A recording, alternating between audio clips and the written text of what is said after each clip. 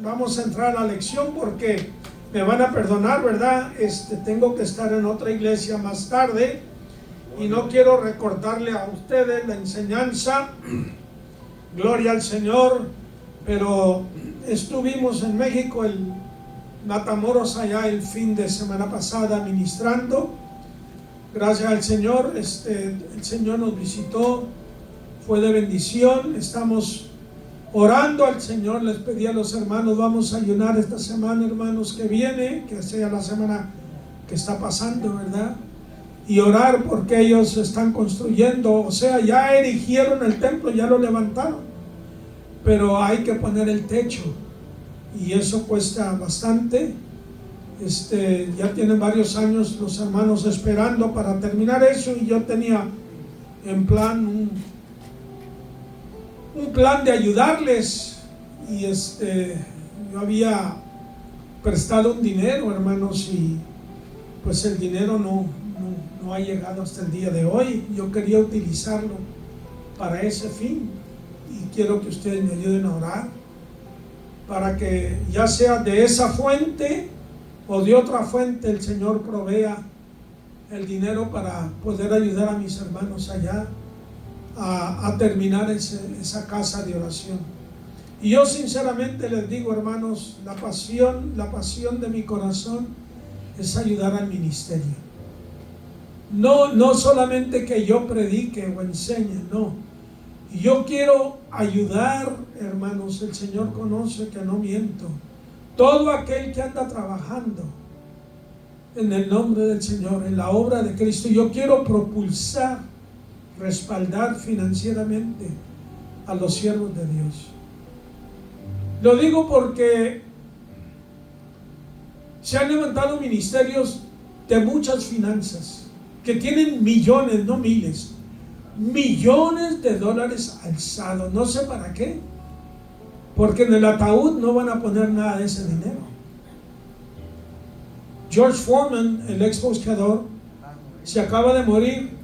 Dejó 33 millones de dólares. Tenía 12 hijos. Se lo dejó a un hijo porque, según él, es el único que sabe manejar finanzas. Pero esa gente no le da la obra de Dios, hermanos. Muy poco lo que dan. Qué bueno fuera que buscáramos en lugares, especialmente en países pobres, levantar orfanatorios, levantar escuelas bíblicas, levantar hospitales, levantar templos, hermanos. Levantar esos lugares que evangelizan a los drogadictos, prostitutas, alcohólicos. Ayudar, hermanos. Se requieren finanzas. Y ojalá que yo no cambie, ¿verdad?, de opinión y luego me haga egoísta y materialista y quisiera aquello para mí. Alrededor del año 2000, no sé por qué estoy diciendo esto, pero se lo voy a compartir con ustedes. Mi madre falleció, no sé si fue el año 2001 o 2002. Por eso sé que fue un poquito antes de que ella muriera, cerca del año 2000. Tuve 3 sueños muy impactantes que no se me olvidan. Y esos sueños los tuve con un espacio de un mes, mes y medio, en los cuales, no voy a entrar en muchos detalles, en los cuales me venían muchas finanzas, pero muchas. Y yo no estaba ni pensando en eso. Y hermanos, ya un par de veces antes de esta vez yo he recibido algo de finanzas, no mucho, pero algo, y lo he dado para la obra de Dios. Yo no amo el dinero, hermanos. Yo tendré otras fallas y las tengo, no que tendré, no, las tengo, y tengo que corregirme, pero yo no soy tacaño, no soy mezquino, soy frugal. Soy muy frugal. No me gusta malgastar el dinero para nada. Para nada. El Señor me ha dado esa lección. Pero quisiera tener finanzas para ayudar la obra de Dios. Dios lo puede hacer. Para Él nada es imposible. Yo creo sinceramente, hermanos, sé que Dios ha prolongado mi vida porque tiene algo más que yo tengo que hacer para Cristo Jesús. Y no sé en qué área o áreas sean, pero creo que es en difundir la palabra de Dios, ya yo verbalmente o ya aportando para la obra del Señor. Pero ustedes llévenme en oración para que, si ese es el plan de Dios, no solo yo, ustedes también podamos todos, hermanos, hacer algo para Cristo Jesús. Y no pensar en que si Dios me da, yo quiero una casa de 1 millón, de 2 millones, yo quiero carros de lujo, yo quiero esto, joyas. ¿Para qué sirven las joyas? Yo nunca he sido de joyas. Soy un viejo muy rancio, hermano. Que anillos y que colgar. ¿Para qué quiero yo eso, hermano? No me hace más bonito ni más joven. Perlas y diamantes. Soy feo, hermano. Calvo, arrugado, canoso. Nada me lo va a quitar eso, hermano. ¿Por qué no usarlo en algo productivo, no? Que lo que Dios me da, Señor, yo te lo regreso. Así como hablaba el pastor, que el Señor quiere que su reino sea en nosotros, que Él nos reine, que Él nos gobierne, porque Él es nuestro Dios, nuestro Señor. No, Él es nuestro dueño, hermanos. Somos posesión suya. Y si nosotros somos posesión de Él, ¿no será lo que tenemos también posesión de Él? Cualquier cosa, hermanos, poco o mucho que tengamos, todo es de Dios, hermanos. Gloria a Dios. Y si aquí no lo disfrutamos todo, ¿qué importa? Nuestra vida aquí es corta. Un día recibiremos recompensa de Cristo. Aleluya. Aleluya. Bueno, Gloria a Dios. Gloria a Dios. Aleluya. Vamos a 2 de Pedro capítulo 1, hermanos. Aleluya. Versículo 19. Gloria a Jesús. Ya ustedes estudiaron hasta el versículo 18. La experiencia fenomenal que tuvieron los apóstoles allí en el monte de la transfiguración. Y una de las cosas que me impacta a mí de esa experiencia que tuvieron Pedro, Jacobo y Juan con Jesús. Mire, no todos tenemos la misma experiencia con el Señor. Los otros discípulos no tuvieron esa experiencia. Fueron Pedro, Juan y Jacobo. Una experiencia muy extraordinaria.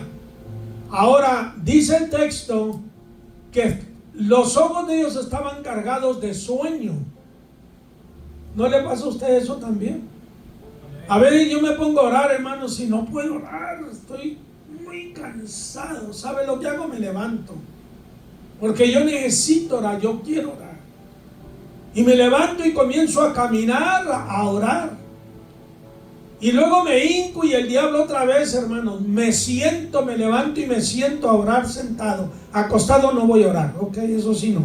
A menos que no pueda levantarme por enfermedad.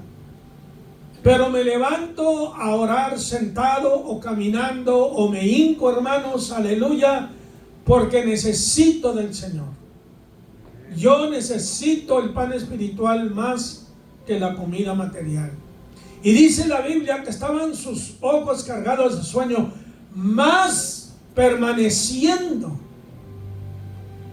despiertos, vieron la gloria del Señor. Esa fue la única vez que la Biblia registra que vieron la gloria de Cristo en su tiempo antes de venir a la tierra.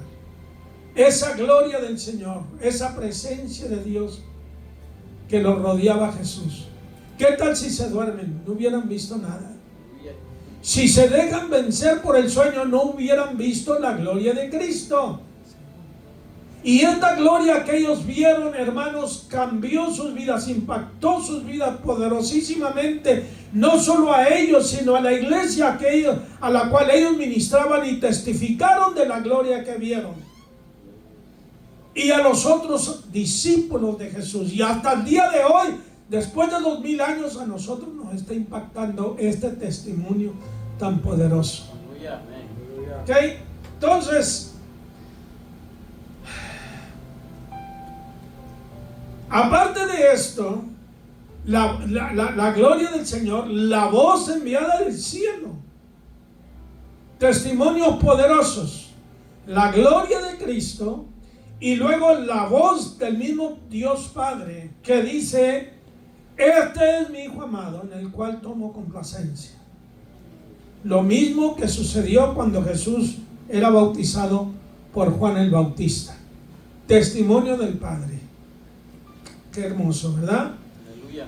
Y luego dice el apóstol Pedro, tenemos también adicionalmente, no sustituyendo la experiencia previa, sino algo que confirma o asevera o reafirma que esta palabra viene del cielo del Padre, que no es algo impulsivo de los apóstoles, arbitrario de los profetas del Antiguo Testamento, sino una palabra que proviene directamente de Dios. Tenemos también la palabra profética más segura para reafirmar, para reconfirmar, para respaldar.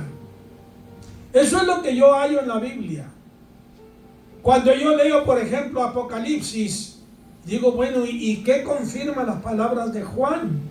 ¿Qué tal si Juan estaba un poquito ya muy viejo, 100 años de edad, un poquito lunático, atrofiado como yo, con Alzheimer's, y está hablando, teniendo alucinaciones? No, pero luego veo que también Daniel confirma la palabra de Juan. Y luego veo que Zacarías también, y Miqueas también, Isaías también. Ve usted que consistentemente Dios confirma su palabra. Aleluya. Gloria a Dios. Ok, tenemos Génesis capítulo 1, pero luego tenemos el capítulo 2, que en detalle explica más de lo que dice el capítulo 1. Luego tenemos los Salmos, y luego tenemos a Job hablando en los últimos capítulos de su libro. Cosas que se hablaron allá en el Génesis. Luego tenemos a Isaías, que también habla de lo mismo. ¿Ve usted? Entonces, la palabra profética más segura, a la cual hacéis bien en estar atentos como a una antorcha que alumbra en lugar oscuro, hasta que el día esclarezca y el lucero de la mañana salga en vuestros corazones. Sabemos que la oscuridad es tipo de ceguera espiritual, de tinieblas, falta de conocimiento. ¿Qué es lo que hace el pecado? Cuando veo a veces en las redes sociales estos muchachos que están en la cárcel ahí en El Salvador, que ahora piden perdón, que ahora están viendo la luz. Pues ¿a poco no la veías cuando estaban matando a aquel, y que estaba gritando, y que estaba sangrando, y que estaba doliendo? Uno de ellos mató a su madre por tratar de complacer a la pandilla, otro le cortó los brazos a su madre. Que no veías eso, que estabas tan ciego así. Es lo que hace el pecado, hermanos. El pecado ciega y cambia los sentimientos del ser humano, lo insensibiliza, lo hace como una piedra que no siente compasión, ni misericordia, ni amor, por un ego, por alimentar un ego egoísta, hermanos. Y antes de que viniera la palabra de Dios al mundo, había tinieblas en el mundo. Había ciertos personajes, sí, como Job y otros, Melquisedec, etcétera, que todavía no venía la palabra, como nos vino ahora a nosotros. Tenemos, ¿verdad?, en el Antiguo Testamento, capítulo 5, aquellos 10 generaciones de las cuales habla allí. Todavía no venía la palabra a través de Moisés, etcétera. Pero tenían cierta iluminación de la palabra, cierta revelación de la palabra. Pero ahora progresivamente vino la palabra. Progresivamente, porque la palabra profética, hermanos, es algo extraordinario. Ningún otro libro religioso tiene palabra profética. Me refiero al Corán, al libro de Mormón, que supuestamente vino un ángel a ellos y les trajo una nueva o adicional revelación. Realmente fue tinieblas sobre tinieblas que vinieron sobre ellos. Aleluya. Claramente tenemos la palabra ahí en Gálatas capítulo 1, un versículo que es 7 y 8, Amén. 8. en la cual Pablo habla y dice: si yo o un ángel del cielo viniere y trajere o predicare otro evangelio aparte del que hemos ya predicado, sea que anatema, sea maldito, Aleluya. sea maldito, sea anatema, descártalo. Y es lo que estamos viendo con el mormonismo, es lo que estamos viendo con el Corán. ¿Va usted a creer el Corán 600 años después de que Juan escribiera el Apocalipsis y se cerrara el canon sagrado? Un hombre que fue un pedófila, a los 54 años de edad, se casa con una prima o sobrina de 9 años de edad,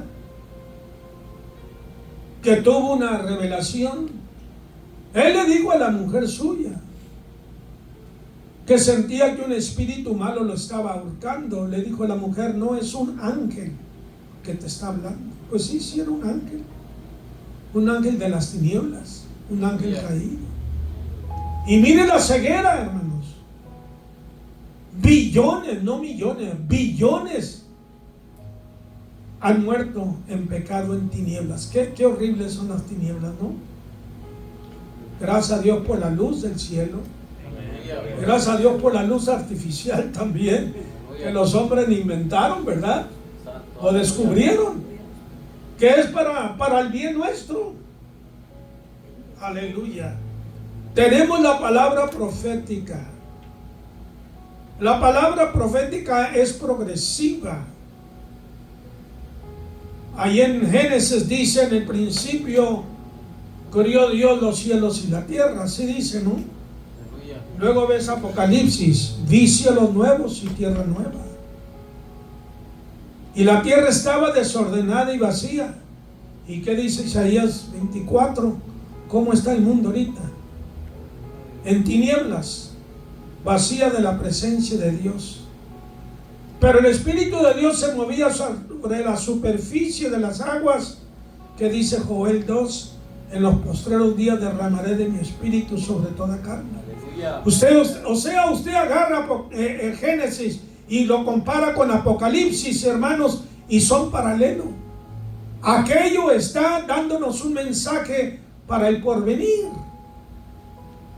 Usted lee el capítulo 5 cuando habla de aquellas generaciones, 5 generaciones, y cada uno de esos 10 nombres trae un mensaje profético. Amén. Y luego tenemos a Enoc. ¿Y qué nos dice el Nuevo Testamento? Que Enoc profetizó de la venida de Cristo Jesús. Desde allá está hablando de la segunda venida de Cristo, que viene con venganza para dar retribución a los pecadores. La palabra profética más segura. Ahora, ¿cuántas profecías hay de Cristo en el Antiguo Testamento? ¿Alguien sabe? 300 ¿qué? 60, 300, más o menos 318, algo así. Bueno, no vamos a pelear por eso. Sí, hermano, según los estudiosos y que se ocupan de encontrar esas profecías, Jesucristo en su primera venida cumplió 332. Pero la pregunta es: ¿cuántas más profecías hay en el Antiguo Testamento que Él va a cumplir en su segunda venida? Si en la primera cumplió 332, esto quiere decir que en la segunda venida va a cumplir muchas más, ¿verdad? Sí, amén. Hay más profecías de la segunda venida de Cristo que de la primera. Ahora, si una profecía, entendamos esto, si una profecía concerniente a la primera venida de Cristo, del Mesías a la tierra, no se hubiera cumplido, solamente una, por ejemplo, si Jesús no hubiera nacido en Belén de Judea, porque es una profecía por Miqueas. Si esa profecía no se hubiera cumplido, entonces el que vino no es Jesucristo. ¿Entendemos eso? Aleluya. Si una profecía, si Isaías 53, que habla de la venida de Cristo y lo que había de sufrir en el Calvario y lo que Él hizo en el Calvario, cómo nos redimió y cómo murió no solamente por nuestros pecados, sino por la sanidad de nuestro cuerpo. Si eso no se hubiera cumplido, Jesucristo no es el Mesías, el Hijo de Dios. Pero todas las profecías, todas se cumplieron. Ahí se cumple lo que Jesús habló en Mateo 5, 17 y 18. No vine a quebrar, a abrogar, a quebrantar la ley o a los profetas, sino que vine a cumplir. Porque ni una jota ni un tilde perecerá de la ley que no se cumpla. Todo lo cumplió quien Cristo, porque tú y yo no lo hubiéramos cumplido. Amén. Ni lo cumplimos. Amén. Pues muy recto, si Moisés no lo cumplió, olvídate, hermano, no creas en mí que yo lo hubiera cumplido todo. Jamás. Pero Cristo, el Hijo de Dios, lo cumplió todo. Y como Él lo cumplió por ti y por mí también. En Él somos santificados y en Él somos justificados. Qué bueno que Dios no nos ve directamente a nosotros. Cristo como la capa de ozono, ¿verdad? Usted sabe, la capa de ozono en la atmósfera, para que los rayos candentes del sol no nos peguen directamente y nos consuman. Así la gracia de Cristo. Dios nos ve a través de la gracia de Cristo Jesús. He allí la importancia de nuestra sumisión a Cristo y de andar en el Espíritu cada vez y de andar en la fe cada vez, porque cada vez que tú le faltas a Dios, el diablo quiere meterte en la cabeza que tú estás condenado y que no tienes salvación. Y eso es una mentira de Satanás, porque Jesús dijo: todo aquel que a mí viene, de ninguna manera yo lo desecho. Y si Cristo exigió nuestro perdón a nuestro hermano sin límite, porque cuando Él dijo no solamente 7 veces, sino 70 veces 7, Jesús no está usando la matemática. Está diciendo que nuestro perdón a nuestro hermano es infinito. ¿Estás entendiendo? Que no debe de tener límite. Y si el Señor exige eso de ti y de mí, ¿tú crees que Él no lo va a hacer también? Ahora no vamos a jugar con el Señor y a pecar que al cabo No, Él conoce el corazón. Cuando la persona lo hace sin respeto al Señor, cuidado. Aleluya. Tenemos también adicionalmente la palabra profética más segura, a la cual hacéis bien en estar atentos como a una antorcha que alumbra el lugar oscuro hasta que el día esclarezca y el lucero de la mañana sale en vuestro corazón. Hay una escritura, me parece que es en primera de Corintios capítulo 13. Aleluya. 1 Corintios 13, versículo 8. Aleluya. Hablando, ¿verdad?, del amor.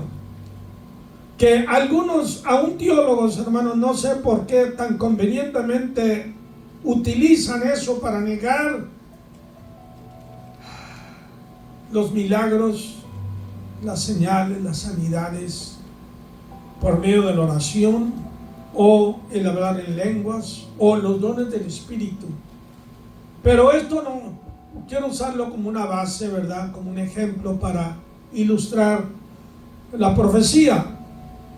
Capítulo 13, 8 dice: el amor nunca deja de ser, pero las profecías se acabarán, cesarán las lenguas, la ciencia acabará.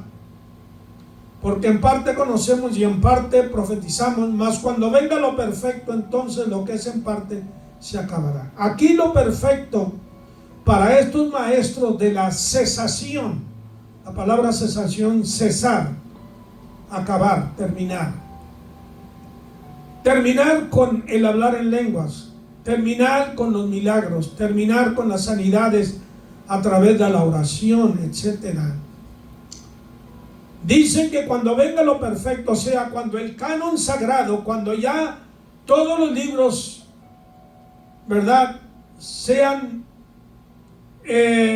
acabados y sean incluidos,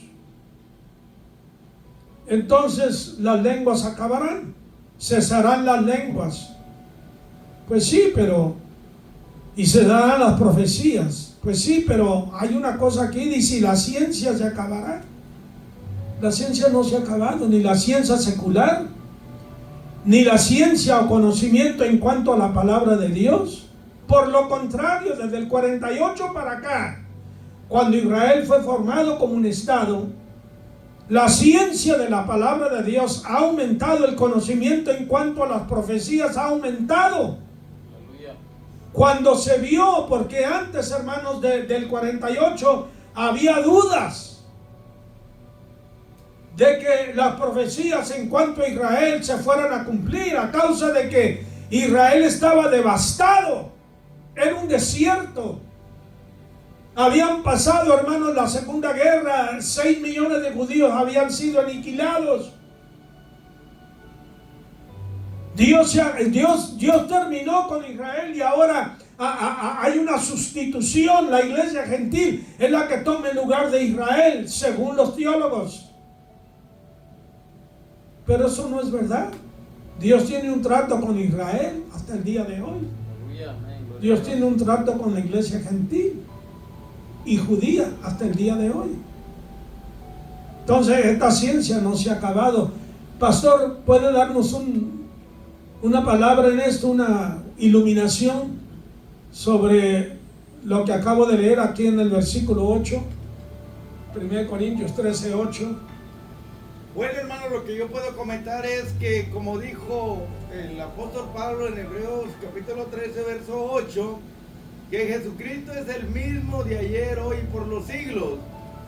Y mientras Él exista y su iglesia, que es su cuerpo, van a seguir ocurriendo, hermano, los milagros, señales, prodigios, y se va a ir cumpliendo la palabra.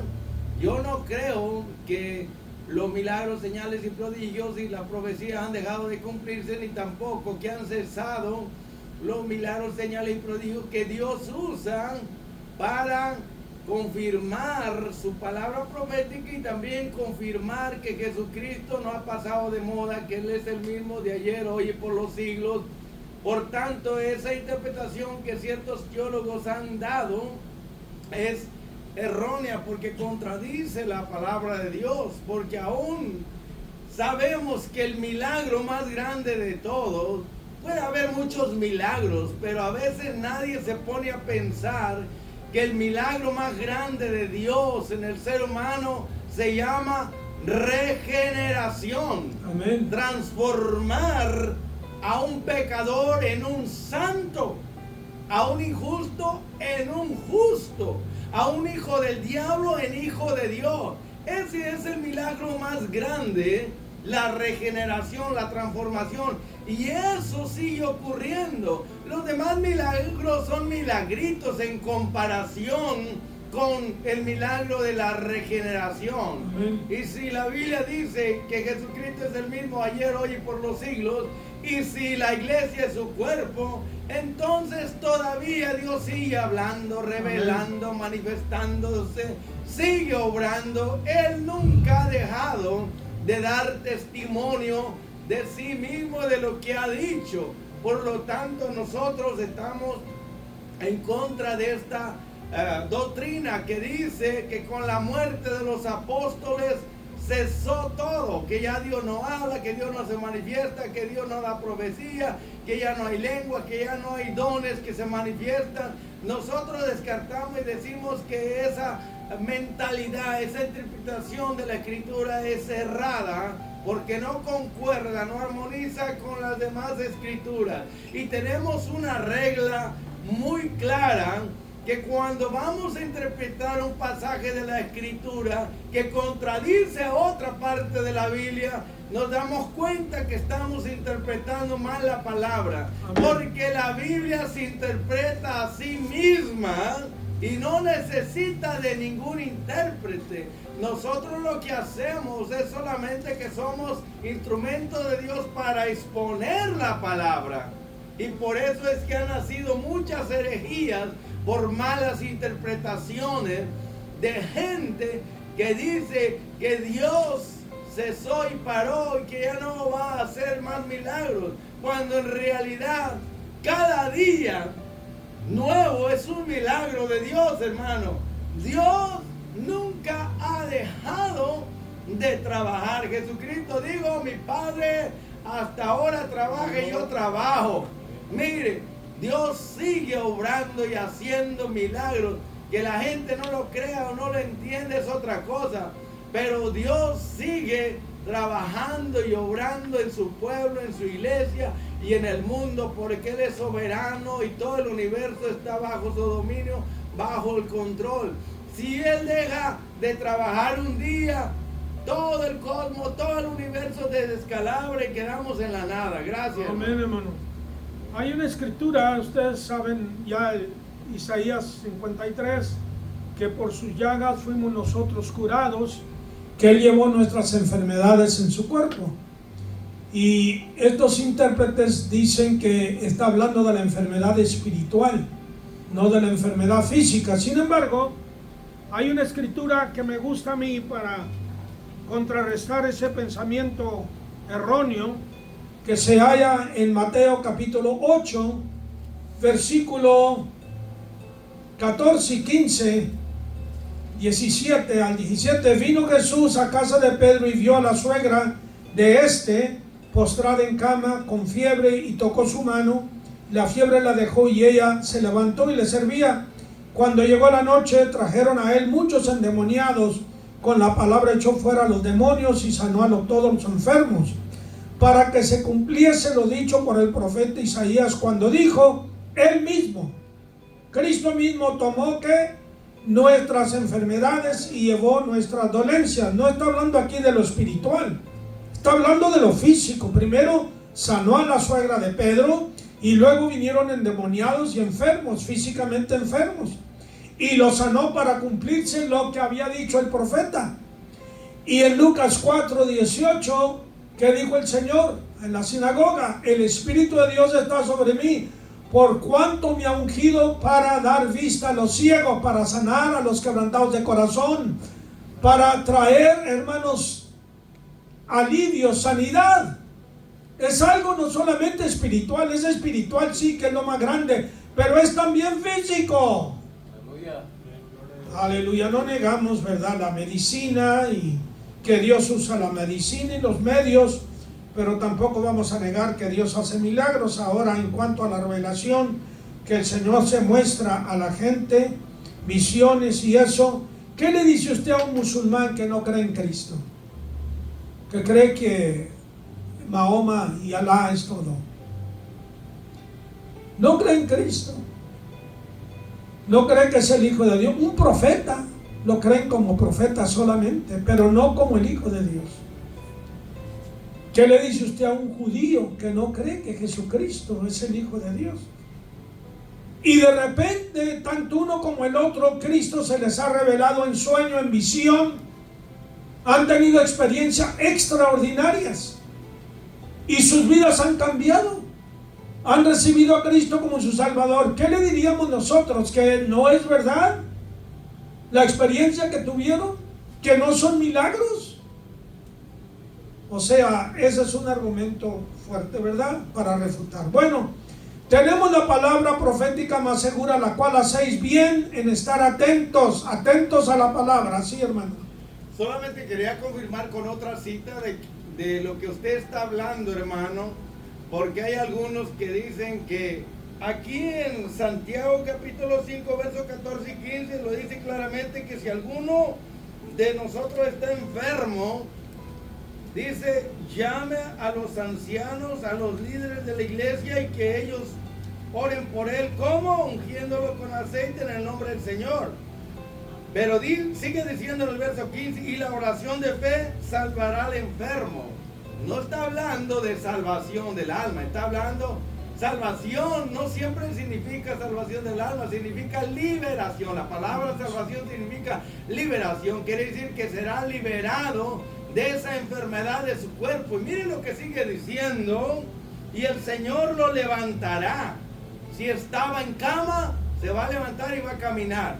Pero si se aplica en lo espiritual, lo va a reafirmar, lo va a levantar, lo va a renovar también. Y sigue diciendo: y si hubiere cometido pecado, le serán perdonados. Ahí está la sanidad espiritual, hermano. El pecado es una enfermedad espiritual. O sea que aquí en estos dos versículos se habla de que el Señor puede sanar físicamente y espiritualmente. Amén. Amén. Gracias, hermano. Muy bien. Versículo 20 dice: entendieron primero esto, que ninguna profecía de la Escritura es de interpretación privada. Ningún hombre impulsivamente o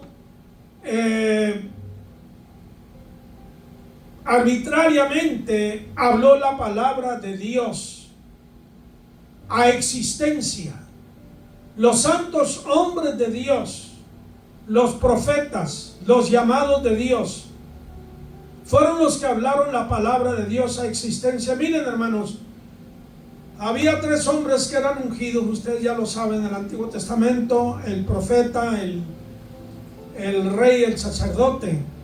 El rey muchas veces venía por la dinastía, como por ejemplo David y Salomón, ¿verdad? A veces venía también pues en la línea de los reyes en Israel. Ustedes saben que así fue. Muy bien.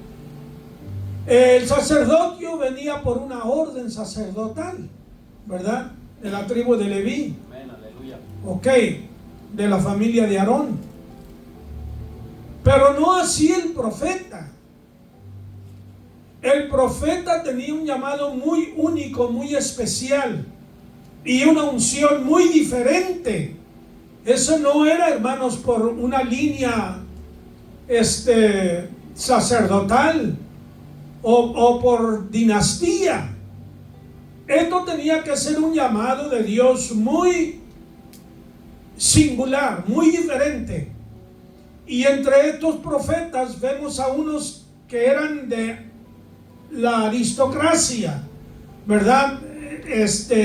Espiritual. Por ejemplo, Ezequiel, quien fue un sacerdote antes de ser profeta. Él era sacerdote, no dejó de ser sacerdote, pero Dios añadió a su ministerio y lo constituyó en profeta. ¿Ok? Pero la unción del profeta era algo muy particular, muy diferente, porque Dios iba a dar a ellos la palabra que sería incluida en el canon sagrado y que está hasta el día de hoy con nosotros. Ustedes saben que se escribieron muchos libros, epístolas en el tiempo de Pablo, ¿verdad? Profecías en el tiempo de los profetas. Algunos de ellos aún la Biblia lo menciona, como el libro de Jacer, ¿verdad? Enoc. Y traen historia que son de beneficio, son de iluminación, son buenas, pero que no tiene el mismo valor y autoridad e infalibilidad que tienen los libros de la Biblia que hallamos del Génesis al Apocalipsis. Ahora, hay algunos que han tratado de mutilar la Biblia que tenemos ahora. Dicen algunos que el libro de Santiago no está en los escritos originales. Otros dicen que Mateo 28:19 no está en las palabras originales. Si a eso vemos, hermanos, si a eso vamos, más bien dicho, o apelamos a la que se llama la alta crítica, ¿verdad? Los teólogos que todo lo tratan de analizar tan meticulosamente, que hacen para acá esto, hacen para acá esto, hacen para acá el otro. Hermanos, la palabra de Dios no tuviese la eficacia, aleluya, la fuerza, la vida que tiene. Yo leo el libro de Santiago y para mí me edifica igual que las epístolas de Pedro o de Pablo. Creo que es inspirado divinamente. Y ahí, hasta ahí lo voy a dejar. ¿Ok? Tenemos la palabra profética más segura, la cual nosotros hacemos bien en estar atentos, alertas, mirad, velad y orad. Mirad, oiga la palabra de Dios, entendiendo primero esto, que ninguna profecía de la Escritura es de interpretación privada. ¿Quién da la revelación? ¿Quién da la iluminación? Es el Espíritu Santo. Porque, hermanos, hay muchos errores en los teólogos. Óigame bien. Yo oigo algunas que para mí, yo no soy ningún teólogo ni nada de eso, hermano, pero para mí algunas de las interpretaciones teológicas parecen herejías también. Tengo que tener mucho cuidado. Acaba el pastor de hablar de lo que el Señor le estaba dando a entender, ¿verdad? De la oración. Padre nuestro que estás en los cielos. Ve usted la profundidad, y no terminó, eso solamente nos dio, ¿verdad?, un pormenor de lo que significan las palabras de Jesús allí. ¿Hay alguna pregunta, comentario, hermanos? Sí, hermano, yo tengo una pregunta. Cuando dice que se compara a la palabra de Dios, se compara a una antorcha que alumbra el lugar oscuro, ¿podría decirnos algo? ¿A qué se refiere ahí? Que la palabra profética escrita se compara a una antorcha que alumbra. Bueno, tenemos que ver que el tema, enfoque de la Biblia es la persona de Cristo Jesús. La Biblia no está hablando de Pedro, de Pablo, apuntando a Daniel, no. La Biblia en todas las formas, como dice Hebreos 1:1, que Dios, habiendo hablado muchas veces, de muchas maneras, por medio de los profetas, ahora nos habla por Jesucristo. O sea, todo el enfoque de la Escritura es la persona de Cristo Jesús. Y esta revelación de la persona de Cristo no vino así como un rayo de luz grande y boom, nos descargó todo de un momento. El hombre no puede absorber aquello, no lo puede desglosar, no lo puede entender. Poco a poco, paulatinamente, Dios viene revelando a uno y a otra manera. Como les señalé hace poquito lo que habla Génesis 1:1. Luego en el capítulo 3, versículo 15, apunta, es una sentencia que Dios da a la serpiente, pero a la vez eso encierra una profecía. No solamente del castigo, ¿verdad?, a Satanás, la derrota de Satanás, el fracaso de Satanás, sino también de la redención que trae Cristo. Nos apunta muy ligeramente. Y luego tenemos allí, ¿verdad?, el sacrificio de los corderos que Dios mató para vestir a Adán y a Eva. Eso representa la justicia de Cristo con la cual Él nos reviste a nosotros una vez que venimos a Él. Simbólicamente nos da un cuadro allí en aquellos corderos que Dios tuvo que haber matado para vestir a Adán y a Eva, para cubrir su desnudez. Ahora el Señor ha cubierto nuestra desnudez a través de nuestra fe en la persona de Cristo Jesús. Y así vienen los profetas poco a poco hablando. Cosa que el pueblo judío, porque se aferró a la ley, y la ley no era mala, la ley era espiritual.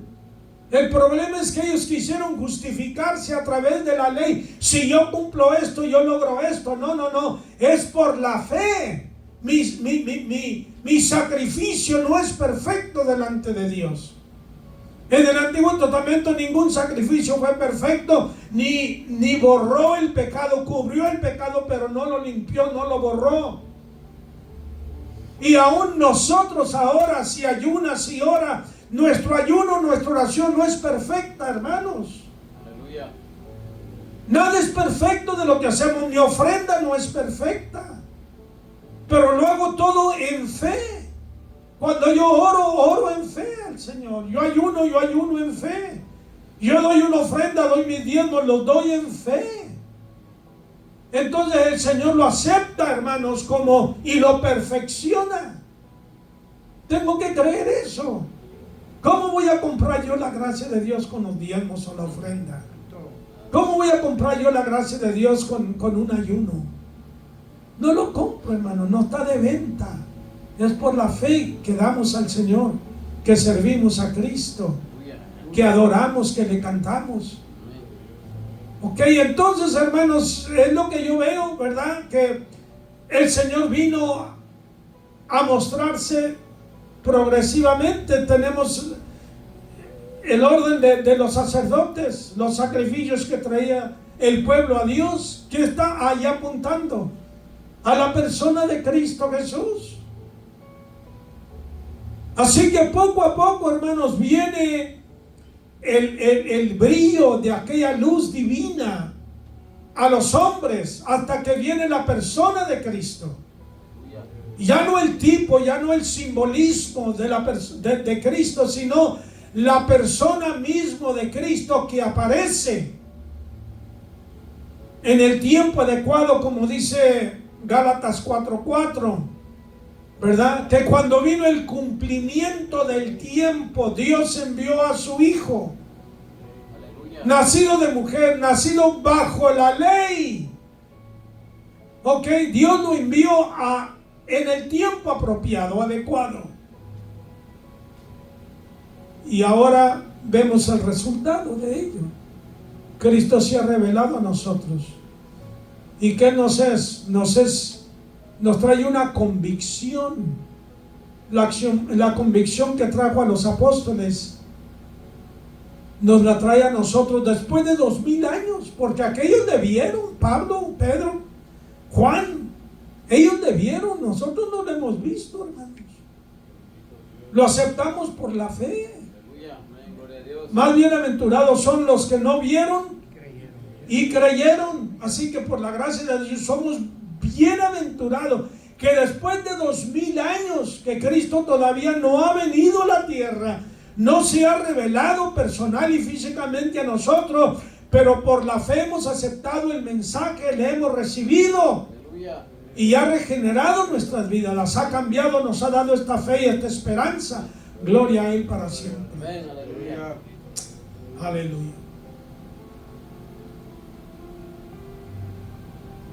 Sino que los hombres santos de Dios hablaron siendo inspirados ¿por quién? Por el Espíritu Santo. Sí, pastor. Me permite solamente añadir un poco al versículo 19, cuando dice que se compara la palabra profética, la palabra de Dios escrita, se compara a una antorcha. ¿Qué es una antorcha? Bueno, es una lámpara que alumbra e ilumina. ¿Y qué dice el Salmo 100, verdad? 19, 105. Lámpara es a mi pie tu palabra y lumbrera a mi camino.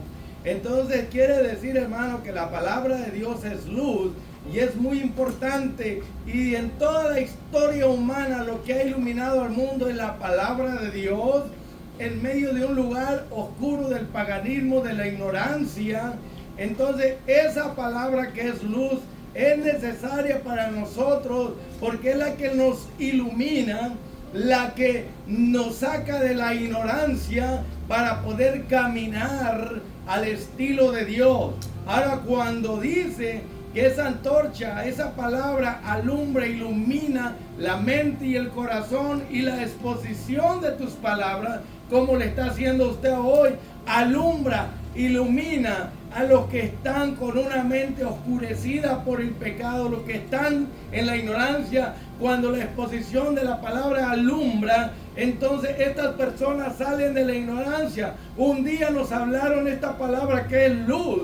La luz del evangelio llegó a nosotros y salimos de la ignorancia, hermano. Y sigue diciendo, me llama mucho la atención, hasta que el día esclarezca y el lucero de la mañana salga en vuestros corazones. Es muy importante esclarecer. Para esclarecer algo está oscuro, ¿Qué necesitamos para esclarecer, para iluminar algo y saber qué objeto hay ahí? Una lámpara, una antorcha, para saber qué es lo que está en la oscuridad. Necesitamos algo que ilumine, que alumbre. Eso es lo que hace la palabra. Pero dice que cuando uno es iluminado hay un proceso donde esa luz se va aumentando y el día va esclareciendo, y se refiere a nosotros que somos hijos del día, no de la noche. Finalmente dice, hasta que el lucero de la mañana.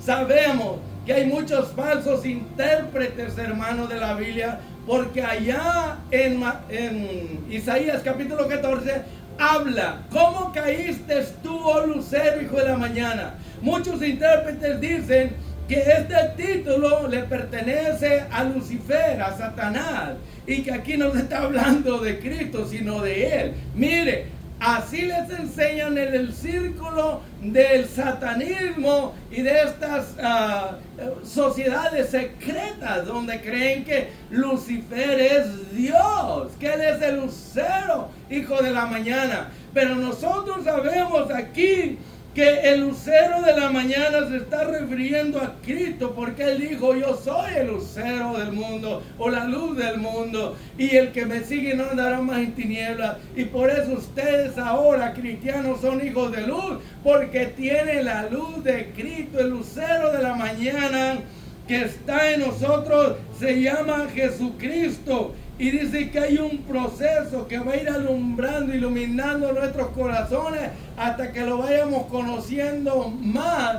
Esa luz que irradia de Jesucristo. Qué lindo, hermano, es esto. Cómo usa estos ejemplos de la oscuridad, estos ejemplos de luz, para comparar a los hijos de Dios con la luz. Dios es luz, Jesús es luz, su palabra es luz, nosotros somos hijos de luz. Pero lo contrario, Satanás es oscuridad, el pecado son tinieblas, y los pecadores son hijos de la oscuridad, son hijos de la noche. Pero nosotros somos del día, porque aquí la luz de Cristo nos hace vivir y vernos como hijos del día, y caminamos bajo esa luz, hermano. Solamente yo quería aportar comentario para poder esclarecer, iluminar el sentido de este gran personaje, esta palabra divina. ¿Qué harán los justos si fueran destruidos los fundamentos, que es la palabra de Dios que alumbra al mundo? Y muchos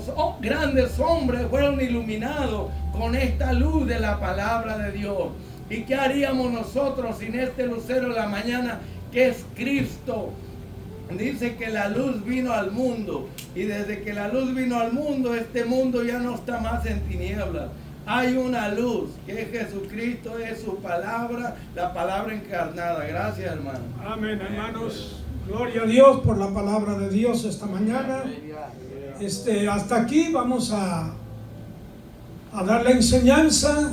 Aleluya. Y vamos a orar al Señor, hermanos. Gloria a Jesús.